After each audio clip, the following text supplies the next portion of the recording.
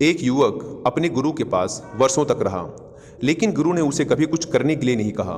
शिष्य बार बार पूछता रहता कि मुझे कुछ कहें, कुछ आदेश दें, मैं क्या करूं? लेकिन गुरु हमेशा यही कहते, मुझे देखो, मैं जो करता हूं वैसा करो, मैं जो नहीं करता वह मत करो, इसे ही अपनी सीख समझो। लेकिन उसने कहा, इससे मेरे कुछ समझ में नहीं आता, मुझे कहीं और भेज दें। जैन परंपरा में ऐसा होता है कि अगर शिष्य मांग करता है कि उसे ज्ञान की प्राप्ति के लिए कहीं और भेजें, तो गुरु को ऐसा करना पड़ता है। तो गुरु ने कहा, ठीक है, यहाँ से कुछ मील दूर एक सराय है, वहाँ जाके तू 24 घंटे ठहर, वह सराय का मालिक तुझे बहुत कुछ सिखा देगा। उस शिष्य ने अपने गुरु को प्रणाम किया और वहाँ से चल पड़ा। रास्ते भर वह यह सोचता रहा कि जब इतने बड़े गुरु के पास आकर ज्ञान प्राप्त नहीं हुआ, तो भला वह सराय का मालिक मुझे क्या सिखा देगा? आखिर है तो धर्मशाला का रखवाला ही ना। वह बस बेमन सा चला जा रहा था। वह जब उस सराय के पास पहुंचा, तो उस सराय के मालिक की शकल सूरत देखकर उसका दिमाग खराब हो गया।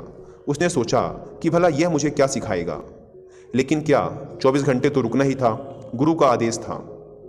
साथ ही गुरु ने यह भी कहा था कि देखते रहना, क्योंकि वह धर्मशाला का मालिक शायद कुछ कहे ना, मगर देखते रहना, गौर से जांचते रहना। इसलिए शिष्य उसे ध्यान से देखता रहा।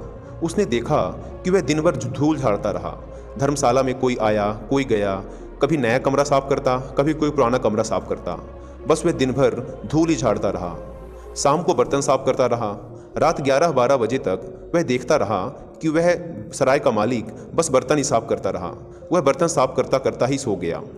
जब सुबह 5 बजे उस शिष्य की नींद खुली, तो वह भागा कि देखें तो वह सराय का मालिक क्या कर रहा है। उसने जाके देखा तो वह फिर से बर्तन ही साफ कर रहा था। जिन बर्तनों को उसने रात को साफ करके रख दिया था, वह सुबह उठकर उन्हें फिर से साफ कर रहा था।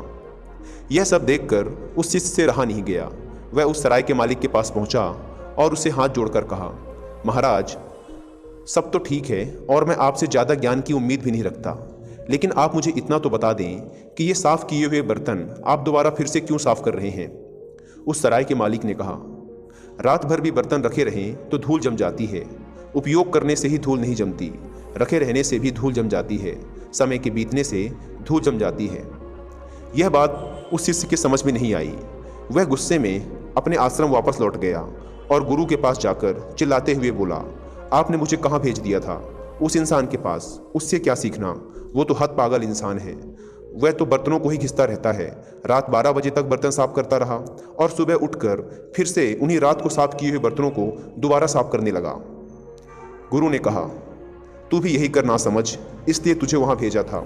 रात भी घिसते घिसते ही सो जा और सुबह उठते ही फिर से घिस, क्योंकि रात भी सपनों के कारण धूल जम जाती है और समय बीतने के साथ ही धूल जम जाती है।